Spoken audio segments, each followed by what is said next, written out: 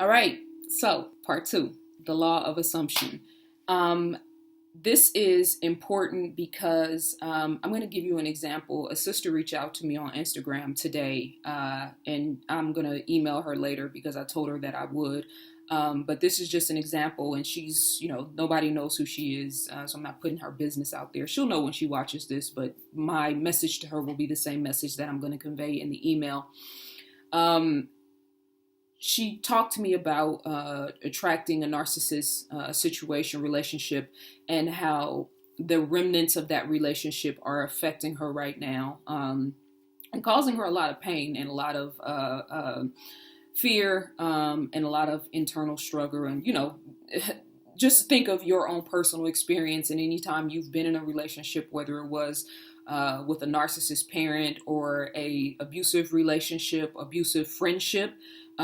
We do have abusive friendships where we attract, whether it's a female friend or a male friend, manipulative people that are sabotaging us in a very underhanded, subtle way that we don't really see or recognize until we're actually removed from that relationship. But for this particular sister, it is impossible to be in a high vibration, clear and concise state of mind, living with clarity, with a high energy resonance, meaning you are vibrating love, you are sure about where you are in your life, you are focused and very intentional with your words, with your energy, and with your time. And you're in a good space where you are spiritually balanced, mentally clear, emotionally well. It is impossible to attract a narcissist or a violent or a abusive, mentally or spiritually, or a very unstable and unhealthy relationship when you are in that state of mind. Now, that's not to say that good people don't attract bad people, or that you can't be a good woman or a good man and somehow attract someone that manipulates you or that does you wrong.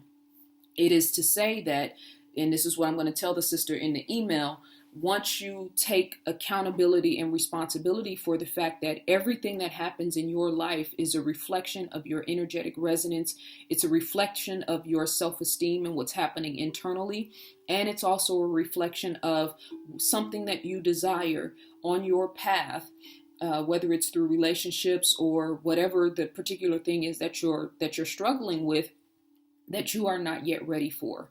And so these relationships get us prepared in different ways, sometimes emotionally, mentally, spiritually, physically, sometimes all of the above.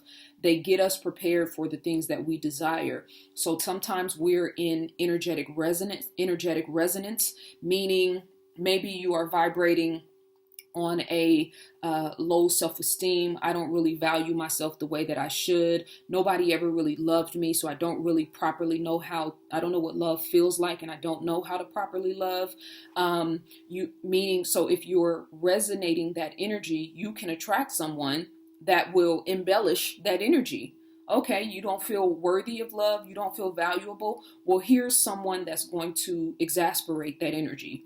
And again, like I always say, it's not fair or unfair. It is what it is. And in the bigger scheme of things, it's fine tuning us to help us to, get through those life lessons that we have to go through in order to serve our divine purpose. Okay?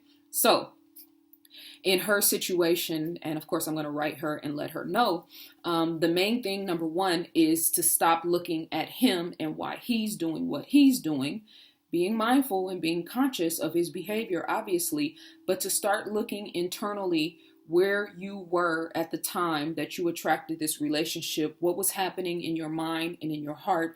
Were you focused and conscientious of the things that you wanted to attract in your life?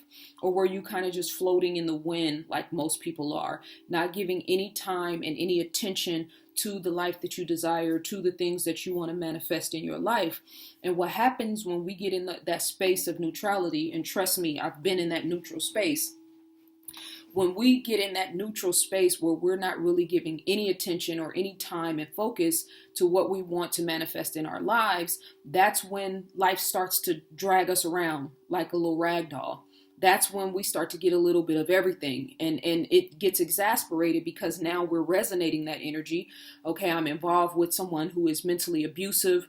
Now he's making me question everything about myself. Now I hate myself. Now I'm mad at myself because I got involved with him. So now you're kicking yourself double time on top of experiencing the traumatic situation.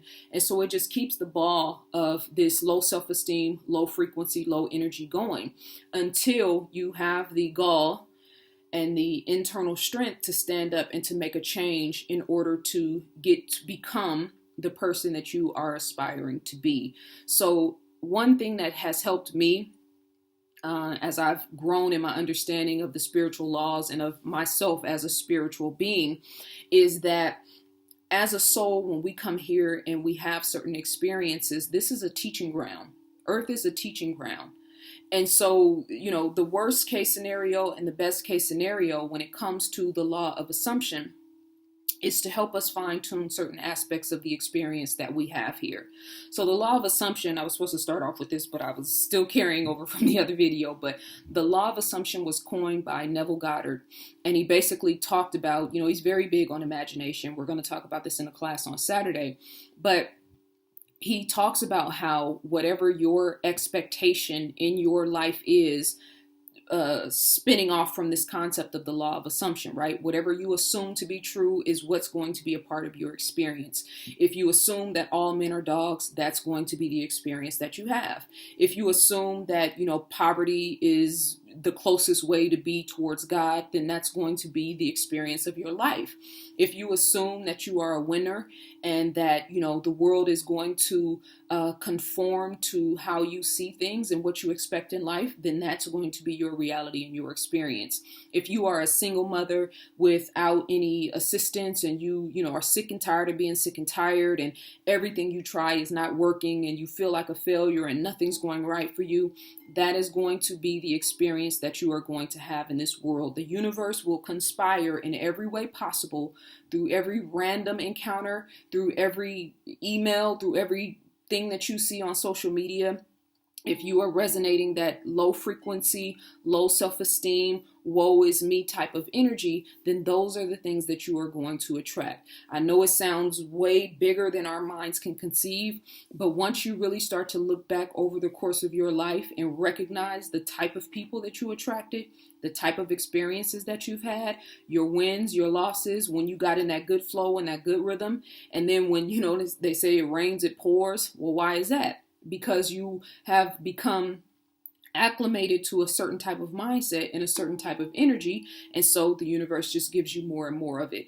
It's hard to deal with when things are going bad, but when things start going good and the ball starts pushing uphill, and now the calls are coming in and the wins are coming in and good people are starting to come into your life, we start to recognize that life is so much easier than what we think that it is supposed to be. And it's not always, I know people who work hard who barely make ends meet. So it's not just about hard work. It's about temperament. It's about mindset. It's about consciousness. It's about being aware of how you feel at all times. And it's about your energetic resonance. You really are the master of your own personal fate.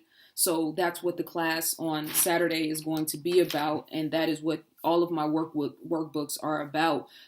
Taking conscientious control of your life, relaxing a little bit more. Stop being so hard on yourself. Stop being so judgmental on yourself. Stop constantly reliving in past pain over mistakes that you've made or things that didn't necessarily go right for you. All things work for the greater good. So you are right where you are supposed to be. All of the lessons that you've learned, all of the experiences that you've had are serving you well. Once you own that, once you really, really take that into account and accept accountability for your energetic resonance, you really start to have a shift in consciousness, and really start to take control of your environment and your life. ZaZaAli.com is my website. I appreciate you guys so much for tuning in. No low expectations, no plan B, no waiting for the other shoe to drop. No worst case scenario. We strive for exactly what we want. We identify what we want. We own it in our mind, in our spirit. And then every single day we give mental, spiritual, and emotional and physical attention to the things that we desire. Peace and love.